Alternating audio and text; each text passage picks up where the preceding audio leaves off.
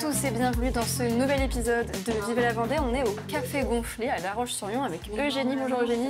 Bonjour Anaïs. Est-ce que tu peux te présenter et nous présenter l'association Bande de Mères parce qu'il y a un événement particulier ici? Oui, aujourd'hui effectivement, derrière nous, il y a un café qui se passe entre mamans. Je travaille effectivement pour l'association en tant que bénévole pour Bande de Mères, qui est une association qui a été créée à Bordeaux fin 2023 et j'ai créé l'antenne vendéenne il y a 3 mois maintenant. C'est très récent. Pourquoi il y a eu ce besoin de créer ça ici en Vendée? Alors en Vendée, pas plus forcément qu'ailleurs de besoin. Je pense que c'est un besoin national. Les femmes sont assez isolées quand elles deviennent mères. Donc c'est vraiment une volonté d'être là, d'ouvrir des espaces pour elles puissent se déposer et créer du lien entre elles.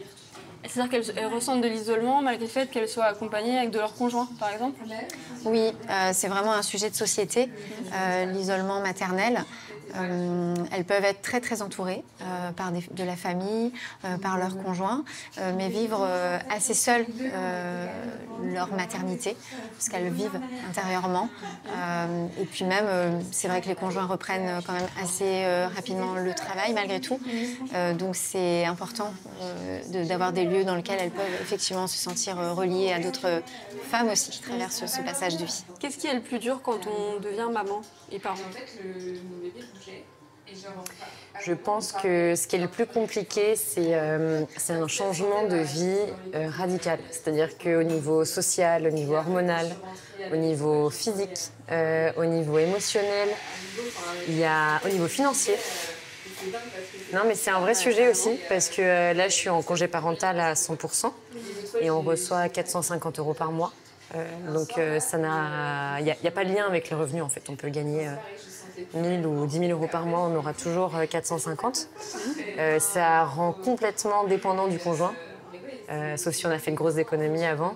Mais sinon, pour les dépenses courantes, en fait, on est pieds et mains liés. Et ça, c'est dur aussi, parce que du coup, on est plus dépendante, quoi. On est beaucoup plus dépendante des autres. Et puis, par contre, on apprend à lâcher prise, on apprend ce qui est le plus important pour nous, pour bébé, à prioriser. Et puis, on apprend à demander de l'aide. Et ça, il faut vraiment en avoir conscience. Parce qu'un enfant, ça ne s'élève pas seul. Ça s'élève avec papa, avec les frères et sœurs s'il y en a, avec la famille, les amis. Ils veulent bien nous prêter main forte parce qu'il y a des moments où c'est dur.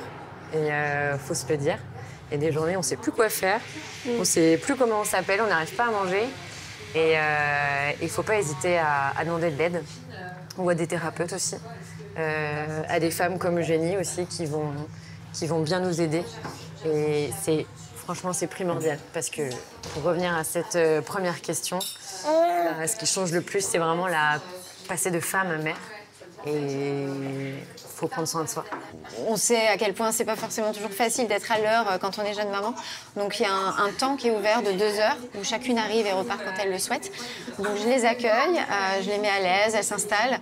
Et puis quand tout le monde est là, effectivement, on fait un premier tour de table où chacune va se présenter, son prénom, l'âge de son ou de ses enfants, ou si elle est enceinte, voilà, de combien de temps elle est enceinte.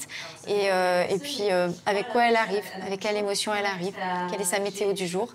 Et puis là, les liens se tissent assez facilement. Chacune après peut rebondir sur des sujets qui ont fait écho.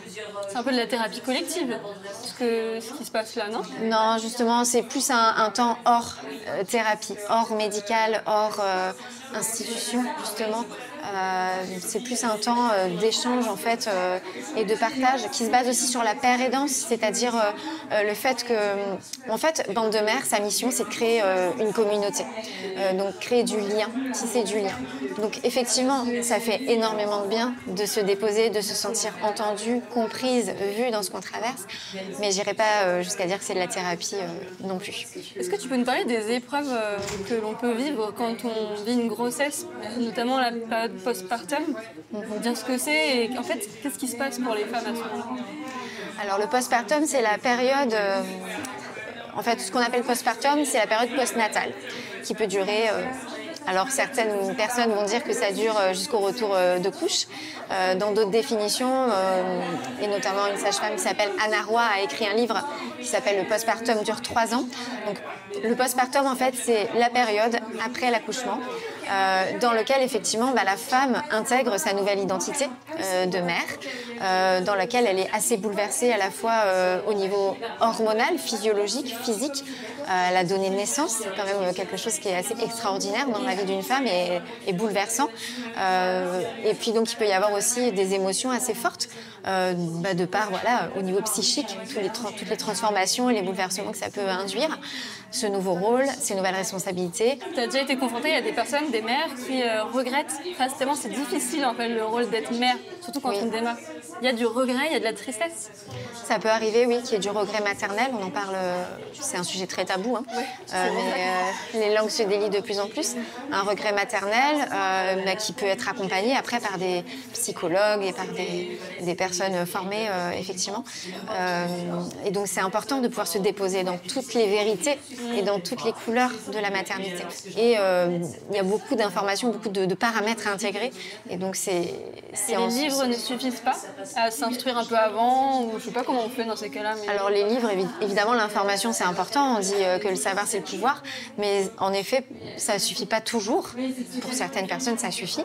Pour d'autres, ça suffit pas forcément parce qu'elles se sentent un peu seules dans leurs émotions. Il y a des sujets tellement tabous, notamment le regret maternel ou même juste la dépression du postpartum, ou simplement ressentir par moments un peu des émotions inconfortables. On n'ose pas dire, puisque dans notre société, on glorifie beaucoup la maternité, on l'idéalise énormément. La réussite, voilà. Ne pas montrer... Et donc ne pas forcément montrer ses failles, ne pas oser dire à quel point parfois c'est difficile. Et donc c'est dans ce genre d'espace et de café qu'on peut libérer sa parole et oser dire justement. Et c'est un peu aussi une des missions de l'association Bande de Mères, c'est de prendre soin de la santé mentale des mères. C'est un vrai sujet de société aujourd'hui, un sujet politique aussi. C'est aussi de fédérer en fait un village autour des mères. On met à disposition beaucoup de ressources aussi. On parle des dispositifs qui existent, des dispositifs institutionnels, des ressources qui existent localement. On les met en lumière aussi, c'est très très important, notamment les lieux d'accueil enfants-parents et différents dispositifs qui existent sur le territoire pour soutenir les mamans. Est-ce qu'il faut être mère aussi pour participer, ou même les femmes qui sont peut-être dans l'âge et qui se posent des questions sur justement le fait d'être mère ou pas? J'imagine que ça doit toucher aussi les femmes. Beaucoup de femmes. Alors actuellement, nos cafés sont vraiment réservés aux femmes enceintes et aux mamans. Après, c'est vrai que tout est possible et envisageable. Les femmes vont venir après. C'est ça. Pour l'instant, on recentre effectivement le sujet sur la maternité, vraiment. Quand on est vraiment Bande de Mères, c'est soutient les femmes qui sont à l'entrée, qui entrent dans la maternité. Merci Eugénie. Merci à toi Naïs pour cet échange. Et merci à vous de nous avoir suivis. On se retrouve dès demain pour un nouvel épisode de Vivez la Mère.